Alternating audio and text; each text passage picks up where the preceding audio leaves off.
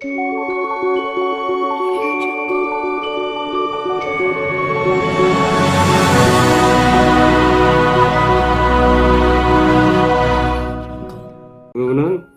음대의 그 성악가 교수이면서 소프라노 그 성악가인데, 이분이 타고 다니는 차가 굉장히 튼튼한 차였어요.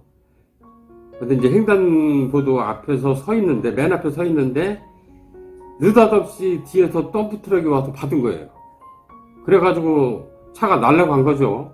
날아가서 나가 떨어졌는데, 다행히 차가 튼튼해서, 외형적으로 외상을 크게 입지 않고, 뭐 팔다리가 뭐 이렇게 손상이 있고, 부러지거나 그러지는 않았는데, 그 충격으로 인해서 그 순간 얼마나 놀랬겠어요.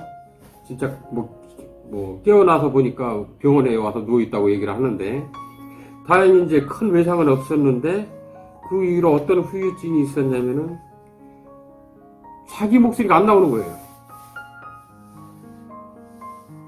자기가 노래를 하고 학생들 강의를 해야 되는데 자기 목소리가 제대로 안 나오니까 이 사람은 뭐 아주 엄청난 지금 놀란 거죠. 이 상황이.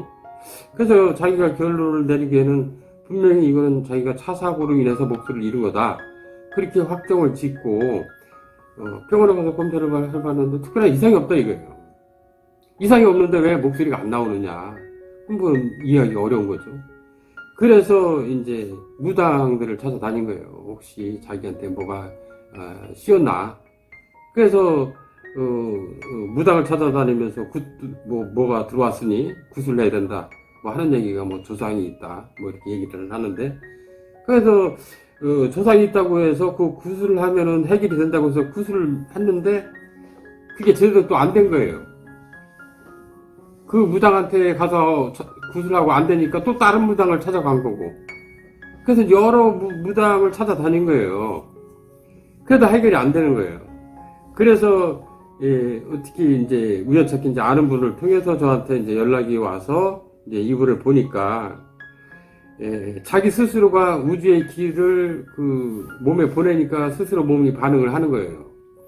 여기 가슴 그 위부터 뭐가 시커먼 게 이게 자기 머리까지 뭐가 싸고 있는 게 보이는 거예요. 영상으로.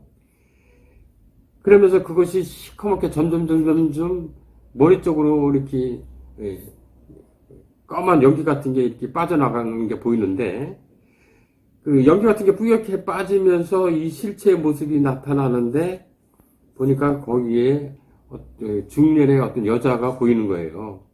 그러니까 보이는 여자가 누구냐 물으니 사고 날 때 자기가 그 자리에 있었다. 그래서 이 여자분에게 들어온 거예요. 그러니까 이제 틈을 노린 거예요. 그 중년에 보이는 여자는 그 횡단보도 거기에서 죽은 여자였던 거예요. 자기가 죽었으니까 너무 억울해서 자기 후손이나 가해자를 찾아가야 되는데 그 자리에서 죽은 게 너무 억울해서 거기를 떠나지 못하고 그 자리에서 계속 머물러 있던 거예요.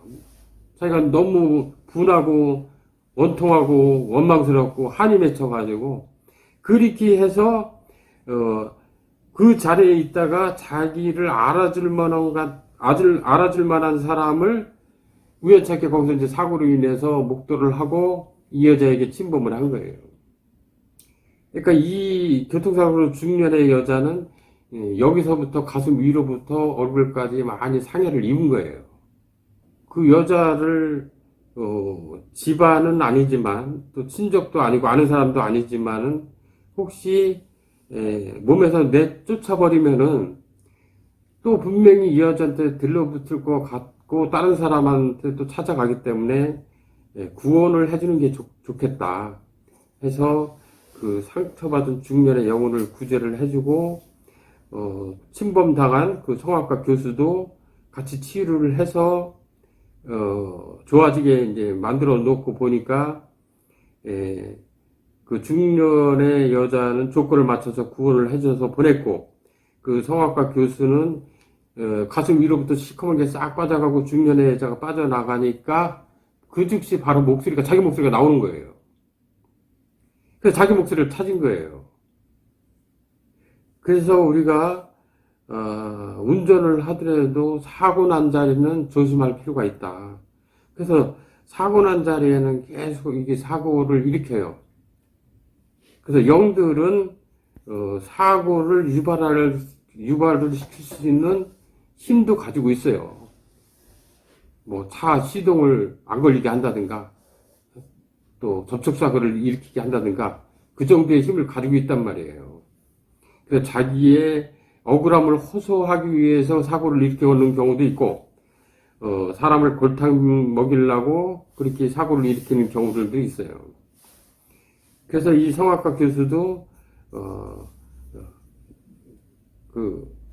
자기의 그 억울함을 또 이렇게 해결을 한 거고, 교통사고 후유증을 해결을 함으로써 이제 원래 자리로 찾아오게 된 거예요.